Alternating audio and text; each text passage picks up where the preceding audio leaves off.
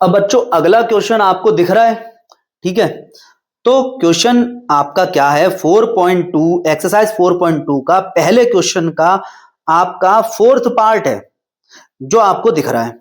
तो बच्चों हम लोग जानते हैं कि द्विघात समीकरण ऐसी शक्ल में हमें जचता है, कैसा, ax² plus bx plus c बराबर 0।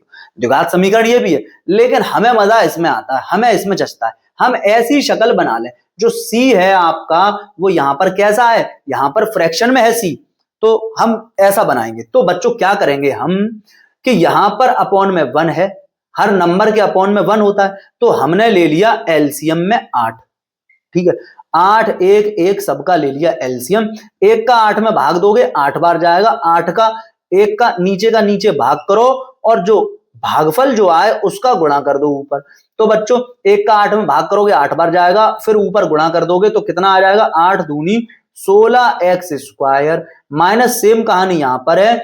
तो यहां पर क्या होगा, 1 का 8 में भाग करोगे तो 8 और 8 का ऊपर गुणा कर दोगे इस जगह, तो 8 एकम 8x प्लस 8 का 8 में भाग करोगे तो बच्चों 1 बार जाएगा, 8 का 8 में भाग करोगे तो 1 बार जाएगा, 1 का ऊपर गुणा कर दोगे तो 1 आ जाएगा बराबर 0। बच्चों इस पूरे के अपॉन में ये 8 है, मतलब पूरे में भाग दे रहा है 8। जब 8 इधर जाएगा तो इधर जाकर 0 के साथ गुणा करेगा, तो बच्चों ये हो जाएगा आपका 16x² माइनस 8x प्लस 1 बराबर 0 गुणा 8। ये जो 8 है इधर भाग कर रहा है, पूरे के अपॉन में भाग कर रहा है, उधर जाएगा तो गुणा कर देगा, तो गुणा करेगा 0 के साथ, कुछ भी गुणा कराओगे तो बच्चों क्या हो जाएगा, 0 हो जाएगा। तो बच्चों 16x² माइनस का 8x प्लस 1 बराबर 0 हुआ। अब बच्चों हमको क्या करना है, हमको बच्चों क्या करना है, जो अब तक हम करते चले आ रहे थे वही काम हमको करना है बच्चों। ये हो जाएगा बच्चों आपके सामने 16x² ऐसे ही माइनस अपनी जगह 8 की आप जगह छोड़ोगे, x अपनी जगह प्लस अपनी जगह 1 अपनी जगह बराबर अपनी जगह 0 अपनी जगह। अब बच्चों आप क्या करोगे, बड़े ध्यान से समझ लो कि x² का जो गुणांक है 16 और जो अचर पद है 1, इन दोनों का आप करा दोगे गुणा, इन दोनों का कराओगे आप बच्चों गुणा, इन दोनों का। तो 16 एकम बच्चों 16 होता है, आप जानते हैं 16 एकम 16। अब बच्चों यहां पर प्लस है, ये प्लस है, ये प्लस है, तो यहां लगा दोगे बीच में प्लस, जो यहां हो वही यहां लगा दो। अब बच्चों दो संख्याएं यहां ऐसी लिखनी है कि गुणा करें तो बच्चों यही आ जाए जो इन दोनों का गुणा आएगा। इन दोनों का गुणा बच्चों कितना आएगा, 16 आएगा, 16 और गुणा 1, 16x² का गुणांक का और अचर पद का गुणा कितना आ जाएगा, 16 एकम 16 आ जाएगा, आप जानते हैं बहुत अच्छे से।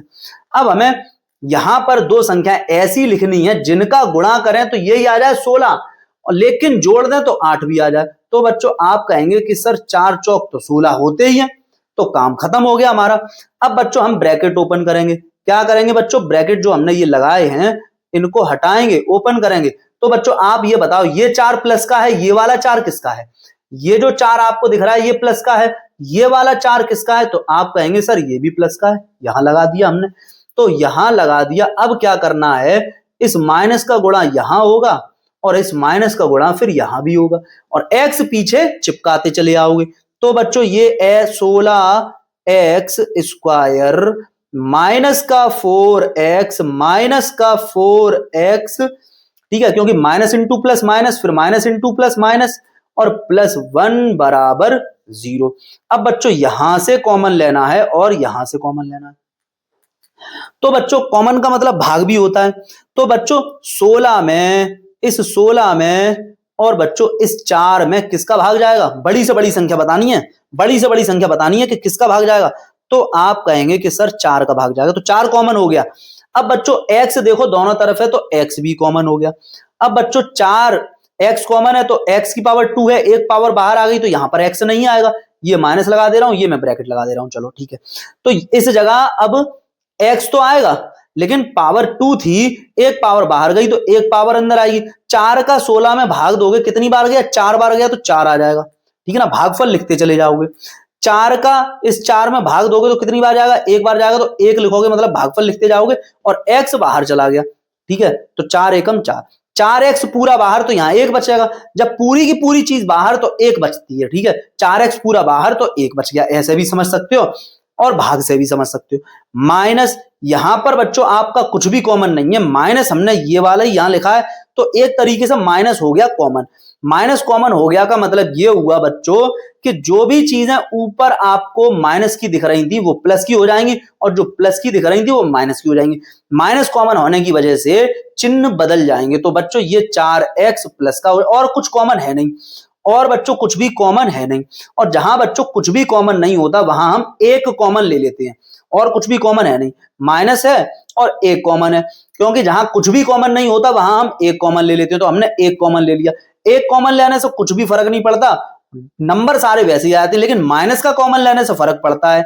माइनस कॉमन लेने की वजह से माइनस का 4x बच्चों प्लस का 4x हो जाएगा, और प्लस का 1 बच्चों माइनस का 1 हो जाएगा, बराबर 0।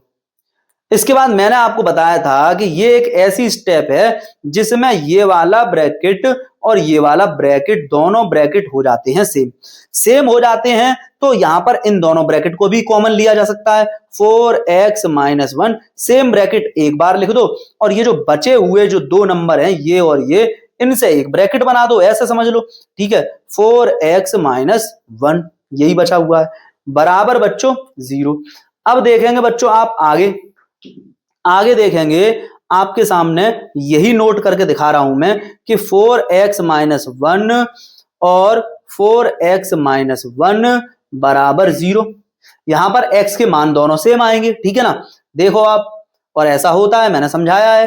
अब एक बार, अब इन दोनों ब्रैकेट का गुणा करने से 0 कैसे आएगा, या तो ये ब्रैकेट 0 हो या ये ब्रैकेट 0, दोनों ब्रैकेट ही सेम है। तो 4x माइनस 1 बराबर 0, तो 4x बराबर 1, तो x बराबर 1/4।